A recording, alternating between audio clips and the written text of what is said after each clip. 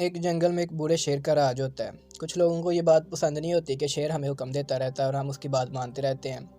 तो वो तंग आकर आवाम को उकसाते हैं कि देखें पूरी दुनिया में जो है ना जमहूरी निज़ाम चल रहा है, लेकिन हम अभी भी बादशाह के हुक्म के मातहत हैं। लिहाजा हम भी जमहूरियत को अपनाएंगे ताकि हम खुद में से आवाम में से किसी एक बंदे को अपना नुमाइंदा मुंतखब करेंगे ताकि हमारे मसाइल जो हैं वो बेहतरीन तरीके से हल हो सके। तय ये पाता है कि सब लोग मिलकर बादशाह का बाइकआउट करेंगे ताकि बादशाह जमहूरियत को अपना ले। होता यही है कि बादशाह का जब बाइकआउट होता है तो बादशाह ये कह देता है कि चलो ठीक है जमहूरी निज़ाम अपनाएं ताकि अवाम जो है ना बेहतरीन तरीके से अपना निज़ाम चला सके। लेकिन बादशाह जो शेर था उसके मुकाबले में कोई भी उम्मीदवार जो है मैदान में नहीं आता। तो जो भेड़िया होता है वो बड़ा चालाक होता है। वो लोमड़ी से मशवरा करता है कि क्यों ना बंदर को जो है ना इसके लिए ट्रेन किया जाए।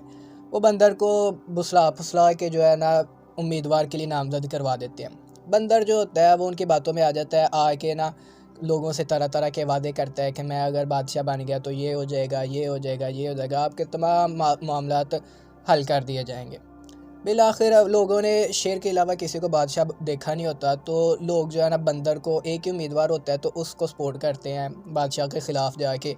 तो बंदर जो होता है वो बादशाह बन जाता है। अभी उसकी बादशाहत के कुछ अयाम गुजरते हैं कि जंगल में एक बकरी जो है वो अगवा हो जाती है। बकरी के जो अहले खाना होते हैं वो बंदर के पास आते हैं, आके कहते हैं कि बादशाह सलामत है, हमारे घर वालों में से एक फ़र्द जो होता है वो एक फ़र्द जो है वो अगवा हो गया। बादशाह कहते हैं ये कैसे हो सकता है, मेरे निज़ाम में ये चीज़ दाखिल ही नहीं है कि अवाम पर जुल्म किया जाए। बादशाह अपनी मसनद से उठता है। उसकी जो मसनद होती है दरख्त पे होती है। वो एक दरख्त से दूसरे दरख्त, दूसरे से तीसरे, तीसरे से चौथे पे उछलता रहता है, फुदकता रहता है। तो काफ़ी देर गुजरने के बाद आवाम पूछती है कि बादशाह सलामत, आप काफ़ी देर से हलचल में हैं, आप काफ़ी देर से जो है कशमकश में हैं, आपको काफ़ी देर से कोशिश कर रहे हैं लेकिन कोई नतीजा।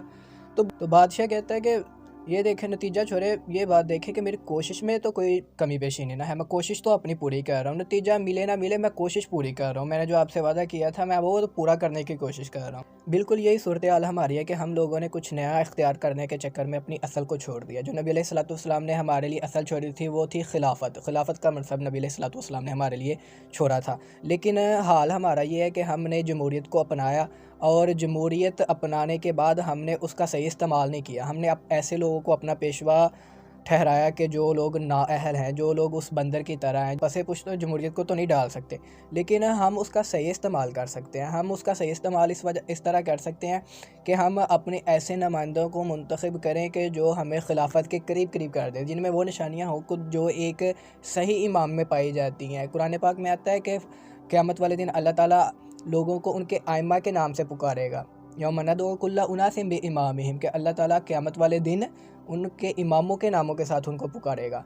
तो अगर मैं आपको इसकी एक छोटी सी मिसाल दूँ तो वो ये होगी कि हम कि मस्जिद का इमाम रखना है तो हम ये भी देखते हैं कि वो बंदा फ़िल्में ड्रामे ना देखता हो, नाच गाने ना सुनता हो, वो दाढ़ी ना कटवाता हो, वो फजूलियात में ना पढ़ता हो। वो बंदा हर तरह से हम लोग परखते हैं। लेकिन जब इमामत कुबरा की बात आती है, हमें अपना पेशवा चुनने की बात आती है, वो भी हमारा इमाम होता है, हमारा पेशवा होता है, हमारा नुमाइंदा होता है, लेकिन हम उनमें ये चीज़ें नहीं देखते। उसमें हम दाढ़ी मुंडा, शराबी, कबाबी, हर तरह का फहाश बंदा जो है उसको अपना इमाम बना लेते हैं।